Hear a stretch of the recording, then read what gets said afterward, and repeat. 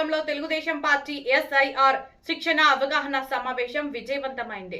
నాయకులు కార్యకర్తలకు దిశానిర్దేశం ఎమ్మెల్యే నక్కా ఆనందబాబు చేశారు.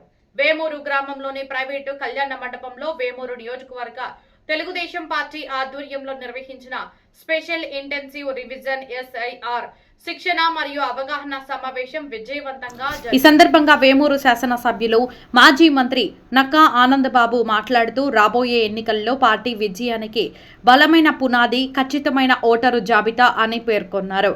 అర్హులైన ప్రతి ఒక్కరి పేరు ఓటరు జాబితాలో నమోదు అయ్యేలా చూడటం, అనర్హ పేర్లను తొలగించడం ప్రతి కార్యకర్త బాధ్యత అన్నారు. ఎన్నికల సంఘం చేపడుతున్న స్పెషల్ ఇంటెన్సివ్ రివిజన్ ఎస్ఐఆర్ కార్యక్రమంపై సమగ్ర అవగాహన కల్పించిన ఆయన జూన్ 15 నుండి జూలై 14 వరకు బిఎల్ఓలు ఇంటింటికి వెళ్లి ఎన్యుమరేషన్ ఫామ్స్ పంపిణీ చేయనున్న నేపథ్యంలో ప్రతి బిఎల్ఏ కార్యకర్త బిఎల్ఓలతో సమన్వయం చేసుకుంటూ ప్రతి ఇంటిని సందర్శించాలని సూచించారు. శిక్షణలో భాగంగా కొత్త ఓటర్ల నమోదు, మరణించిన వారి పేర్ల తొలగింపు, ఇతర ప్రాంతాలకు మారిన వారి వివరాల సవరణ, చిరునామా మార్పులు, పేర్లలో తప్పులు సరిదిద్దడం, కుటుంబ సభ్యుల వివరాలు పరిశీలన వంటి అంశాలపై విస్తృతంగా అవగాహన కల్పించారు.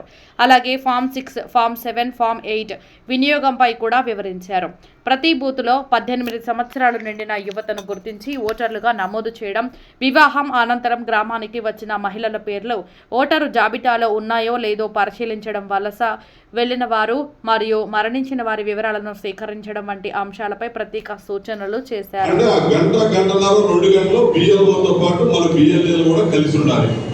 కలిసి వెరిఫికేషన్ చేసుకొని అవి కూడా ఫోటోలు తీసి మైటీడీపీ యాప్లో మీరు కూడా మీ చేస్తున్న కార్యక్రమం కూడా అప్లోడ్ చేయాల్సిన బాధ్యత అవసరం ఉందనేది మీకు తెలియజేస్తా ఉన్నాం.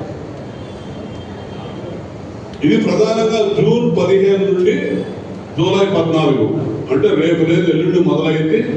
జూలై 14 వరకు, జూన్ 15 నుండి జూలై 14 వరకు నెల రోజులు ఈ కార్యక్రమం జరిగింది. నెల రోజుల్లో 3 సార్లు ప్రతి ఇంటికి బియ్యంలో వెళ్తాడు. మీరు కూడా వాళ్ళతో అడిగితే దాదాపు ఇప్పుడు నేను ఇందాక చెప్పాను 2002 ఓటర్ లిస్ట్ ఒకటి, 2026 ఓటర్ లిస్ట్ ఒకటి. ఈ 2 ట్యాగింగ్ కూడా అయిపోయింది. చాలా వరకు వాళ్ళు కొంత డ్యూటీ చేసేసారు. బియ్యంలో 50%, 60% ట్యాగ్ చేసి పెట్టారు. కాబట్టి వెరిఫికేషన్ మళ్ళా వెళ్ళాలి. అవన్నీ మీరు ఫారాలు ఇచ్చి మళ్ళీ ఆ ఫారాలు ఫిలప్ చేసి మళ్ళీ తీసుకొచ్చుకోవాలి. బియ్యంలో మనం ఏం చేయాలంటే మనం సూపర్వైజ్ చేసుకోవాలి, చూసుకుంటూ ఉండాలి కరెక్ట్గా జరుగుతుందా లేదా అనేది. కాబట్టి జూన్ 15 నుండి జూలై 14 వరకు ఈ నెల రోజులు ఈ కార్యక్రమం ఉంటుందని మీ అందరూ కూడా తెలియజేస్తా ఉన్నాను. జూలై 21 ముసాయిదా ఓటర్ జాబితా అంటే డ్రాఫ్ట్ నోటిఫికేషన్ ఇస్తారు. మధ్యలో వారం రోజులు గ్యాప్. ఆ వారం రోజుల్లో పోలింగ్ బూతులు వెరిఫికేషన్ ఉంటుంది. ఏమైనా మార్పులు చేర్పుకుంటే మనం పిటిషన్లు పెట్టుకోవడానికి వారికి అవకాశం ఉంటుంది. జూలై 14 నుంచి జూలై 20 వరకు. జూలై 21వ తేదీ డ్రాఫ్ట్ నోటిఫికేషన్ అంటే చిత్తు ప్రతి అంటారు కదా, డూప్లికేట్ అనేది ఒకటి మీ ఆ సచివాలయంలో బూతుల దగ్గర అది పబ్లిష్ చేస్తారు. ఈ ఓట్లు ఇవన్నీ వచ్చింది, వీటిలో అభ్యంతరాలు ఏమైనా ఉంటే చెప్పాలి. ఆ అభ్యంతరాలకి టైము మళ్ళీ మనందరం కూడా జూలై 21 నుంచి ఆగస్టు 20 దాకా నెల రోజులు టైం ఉంది దానికి అభ్యంతరాలు తెలియజెప్పడానికి. ఆ అభ్యంతరాలు కరెక్ట్గా రోజుకి ఒక్కొక్క బిఎల్ఏ 10 ఓట్స్ ఇందాక చెప్పినేమో ఆ నెల రోజుల్లో రోజుకి 50 ఫారాలు ఫిలప్ చేయొచ్చు. అభ్యంతరాలు వచ్చేసి నెల రోజుల్లో రోజుకు 10 చొప్పున మీరు వాళ్ళకి అందించవచ్చు. అవన్నీ అభ్యంతరాలు కూడా అయిపోయిన తర్వాత వచ్చేది ఫైనల్ లిస్టు పబ్లికేషన్. అది వచ్చిన తర్వాత మాత్రం ఇంకెవడో ఏం చేయలేదు. అంతవరకు చాలా అప్రమత్తంగా ఉండి చేసుకోవాల్సిన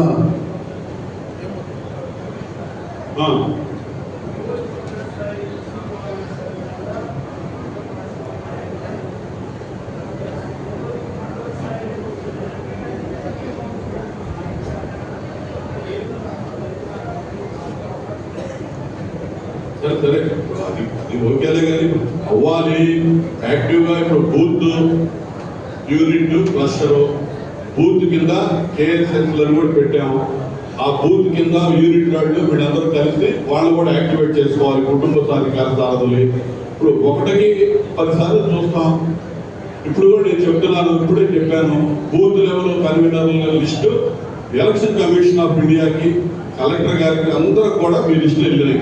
నా కాన్స్టిట్యూన్సీకి సంబంధించి ఏ బూత్ లో ఎవరు కన్వీనర్ గా ఉంటాడనేది.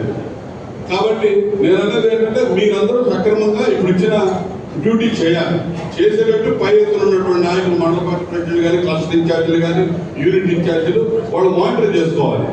మరి కొంతమంది చేయలేకపోవడము, ఆ రోజు మీరేదో మొక్కుబడిగా పెట్టడము, కొంతమంది ఇంట్రెస్ట్ లేకపోవడము, కొంతమంది పని చేయగలిగిన వాడు కూడా ఇలాంటి పని కొంచెం ఇబ్బందికరంగా ఉంటుంది. చదువు కట్టడం కానీ, చూడటం కానీ. అటువంటి వాళ్ళు తోడు పంపించడమా, లేదు అసలు ఇంట్రెస్ట్ లేకపోతే మార్చేసుకోవటం. అంతేగాని వాళ్ళని పెట్టి మనం ఇలాగా 3 ఏళ్ళు 2 ఏళ్ళు ఎవరు కూడా ఒక పదవి, ఒక బాధ్యత తీసుకున్న వాళ్ళు రూట్కి 100% చేసి తీరాలి.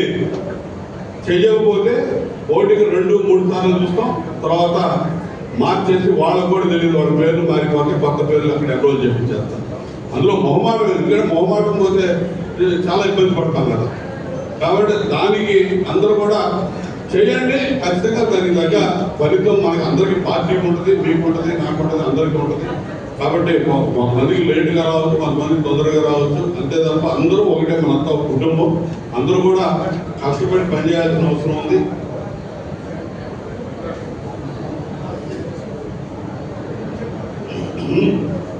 అది కూడా మెయిన్ మీరు పిఎల్ఓని ఎందుకు కాసుకొని ఉండాలన్నా అంటే వాళ్ళ మీద నెపం వేయటం కాదు. కానీ వాళ్ళలో కొంతమంది అవతల పార్టీ సానుభూతి వాడు ఉంటాడు.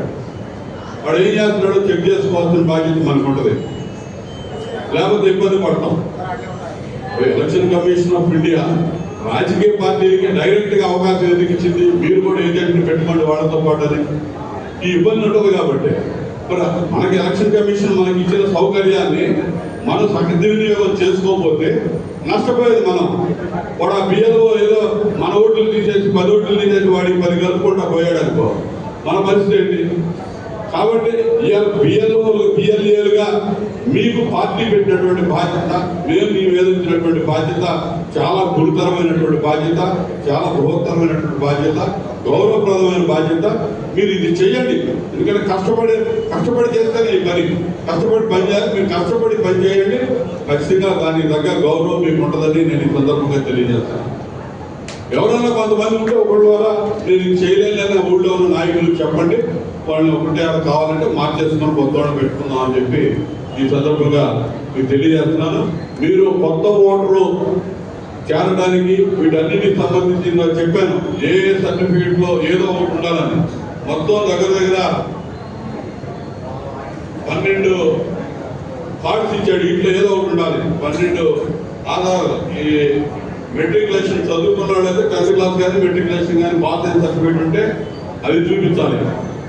లేదు ప్రభుత్వం జారీ చేసిన గుర్తింపు కార్డు, గవర్నమెంట్ మనకి ఏదైనా గుర్తింపు కార్డు ఇచ్చుంటే, రేషన్ కార్డు కానీ ఇలాంటి అది చూపించదు.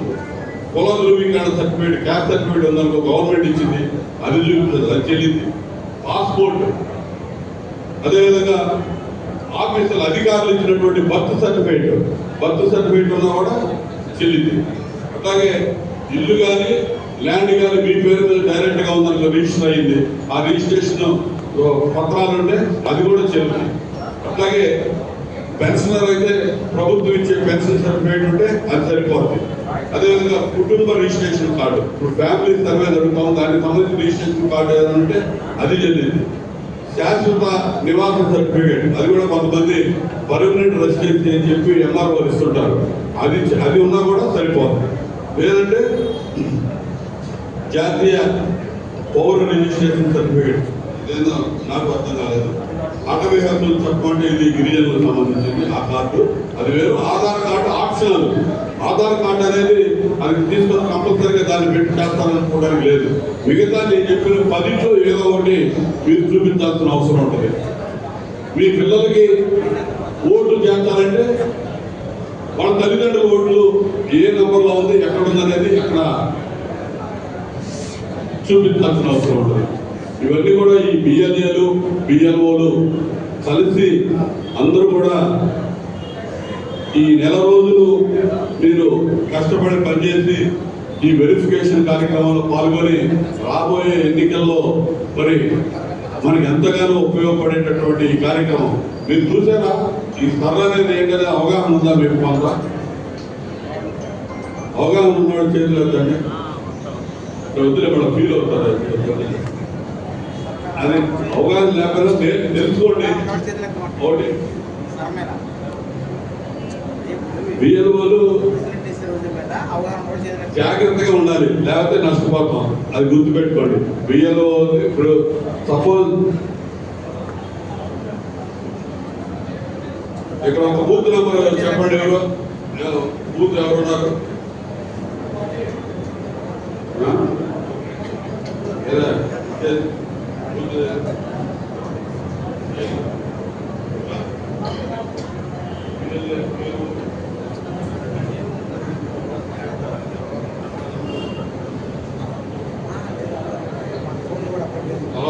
కిరణ్ బాబు కుమార్గుంట,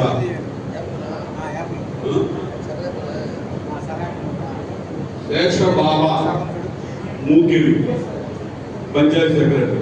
ఆమె నీ బూత్కి బియ్యాలు అర్థమైందా? ఆమెతో నువ్వు కోఆర్డినేట్ చేసుకోవాలి. ఆవిడకి వాళ్ళకి వెళ్ళిపోయిన మన లిస్టు, మన బియ్యాలే లిస్టు, నీ పేరు ఆమె దగ్గర ఉంటుంది. మన పార్టీ నుంచి బియ్యాలే ఇట్లా ఇలా మీకు ఎంతమందికి అవగాహన ఉంది? ఇక్కడ బూత్ మనం ఒకసారి చేయాలి. బూత్ లెవెల్ ఎంతమంది ఉన్నారు? బూత్ ఇక్కడ బయట కూడా ఉన్నారు కొంతమంది. రాను కూడా చూసుకొని ఇక్కడ నాయకులు ఎవరైతే ఉన్నారో పైన వేదిక మీద ఉన్న క్లస్టర్ ఇన్ఛార్జీలు, మండల పార్టీ ప్రెసిడెంట్ పెద్దలందరూ కూడా మీ గ్రామం నుంచి వచ్చారా లేదా, రాకపోతే వెళ్ళిన తర్వాత మీ గ్రామంలో ఉన్న బూత్ ఏజెంట్ ఇక్కడికి వచ్చాడా లేదా చూసుకొని వీళ్ళంతా కూడా దీని ఇన్ఫర్మేషన్ కూడా మళ్ళీ నాకు రేపు ఇవ్వండి. ఇది పక్కా ఇప్పుడు అర్థమైంది కదా. అతనికి సంబంధించిన బియ్యము పేరు ఇందులో చదివించాం. అట్లా ఇంకో పేరు దాదంటే చెప్పండి. ఇంకోటి బియ్యం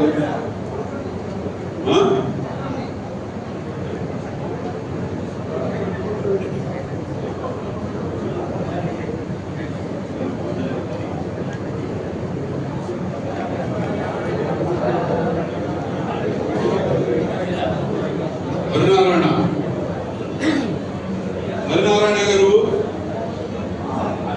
విజయ హరినారాయణ, నీకు లక్ష్మీ సౌజన్య పంచాయతీ సెక్రటరీ బియ్యలు మాట్లాడిందా నీతో?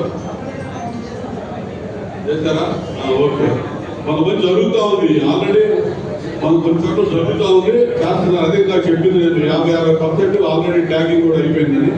కాబట్టి ఇవన్నీ ఈ విధంగా చూసుకొని మీరందరూ కూడా పూర్తిగా ఇంట్రెస్ట్ పెట్టి ఇది సక్సెస్ఫుల్ గా ముందుకు తీసుకుపోతానని చెప్పి ప్రత్యేకంగా, ఎందుకంటే బుధవారం పెట్టాల్సిన మీటింగ్ ఈ సమావేశం నేను ముందుగా జరిపేస్తాను 4 రోజులు ఈసారి. ఎందుకంటే ఇది మీకు ట్రైనింగ్ ఇవ్వాలి, ఎల్లుండి నుంచి రివిజన్ జరగబోతా ఉంది. కాబట్టి దీనికి మిమ్మల్ని సిద్ధం చేయాలనే ఉద్దేశంతో ఈ కార్యక్రమానికి ఈరోజు పిలిచామని చెప్పి ఈ సందర్భంగా తెలియజేస్తూ, మీరు వెళ్ళిన తర్వాత పూర్తిగా రేపంతా ఈ కార్యక్రమంలో ఉండండి. ఇంకో ప్రత్యేకమైన అంశం ఉంది. ఇక్కడ అందరూ లీడర్స్ ఉన్నారు, మొత్తం నియోజకవర్గం నాయకులు. ఇందులో సాయిబాబు గారు చెప్పింది కూడా చాలా ముఖ్యమైన అంశం. ఏదంటే ఈ జనాభా లెక్కల సేకరణ జరుగుతుంది. దానికి సంబంధించి హౌస్ హోల్డ్ మ్యాపింగ్, జనాభా లెక్కల సేకరణ. ఇందాక ఆయన చెప్పింది వాళ్ళ ఊళ్ళో పట్టిపూర్లో దగ్గర 13,000 ఓట్లు ఉంటే వాళ్ళ జనాభా 14,000 చూపించారా? 12,000 జనాభా చూపించారు. ఓటర్ లిస్టు మనం 2 సార్లు నుంచి ఎలక్షన్ 4 సార్లు నేను ఎలక్షన్ చేశాను. నాకు తెలిసి 13,000 నాకు ఓట్లు ఉన్నాయి. ఆడి జనాభా 12,000 చూపించాడు. అంటే ఇలా చాలా గ్రామాల్లో జరిగింది.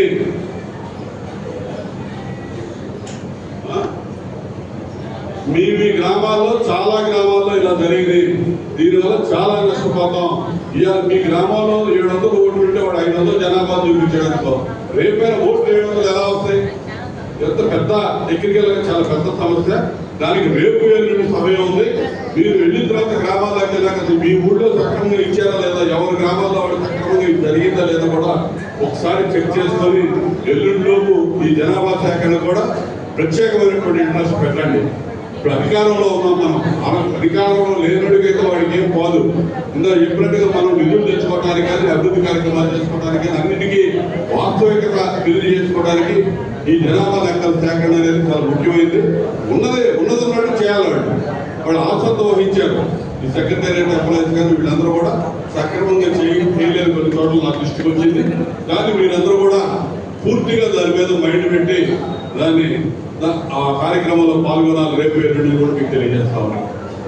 ఈ రెండు అదొకటి, ఎల్లుండి నుంచి మొదలయ్యే ఈ సర్వర్ సంబంధించినటువంటి ప్రక్రియలో కింద స్థాయి నుంచి ప్రతి బూత్ కన్వీనర్ ఎవరైతే ఉన్నారో ఆ పైన ఉండేటటువంటి నాయకులందరూ కూడా మానిటర్ చేసుకుంటూ ఆ కార్యక్రమం విజయవంతం చేస్తూ ఏ రోజు ఏ ఇల్లు మీరు మానిటర్ చేశారో దాని పైకి అప్లోడ్ అది మైటీడీపీ యాప్ లో కూడా మీరు చేసినట్టయితే మీకే మార్కులు వస్తాయి. మైటీడీపీ యాప్ లో యాక్టివ్ గా ఉండేవాళ్ళు డైరెక్ట్ గా చంద్రబాబు నాయుడు గారు, లోకేష్ గారు పిలిచి మీతో టీలు టిఫిన్లు తాగి మీ అందరితో డైరెక్ట్ ఫీడ్బ్యాక్ వస్తా ఉన్నారు. మీరు సద్వినియోగం చేసుకోండి. మీరు చేసే పని సద్వినియోగం చేసుకోండి. నేను వేరే చెప్పిన ఎటు చేస్తున్నారు, కష్టపడుతున్నారు. నేను నాలో వీకే ఈ సోషల్ మీడియా ఈ మైటీడీపీ యాప్ నేను వీకే కానీ నేర్చుకోవాలి. మీకు చెప్తున్నా, ఎందుకంటే మీరు యాక్టివ్ ఉండండి. ఉండటం వల్ల ఉపయోగం ఉంది. అది గుర్తుపెట్టుకోండి. మీరు పని చేస్తున్నారు, చేసిన పని చెప్పుకోవడం, మనం చెప్పుకోకపోవడం వల్ల మనకే నష్టం. కాబట్టి మీరు చెప్పండి, ఆ ఫోటో తీసి కొట్టేయండి, అయిపోతుంది. పని ప్రమాణం కష్టపడుతున్నారు.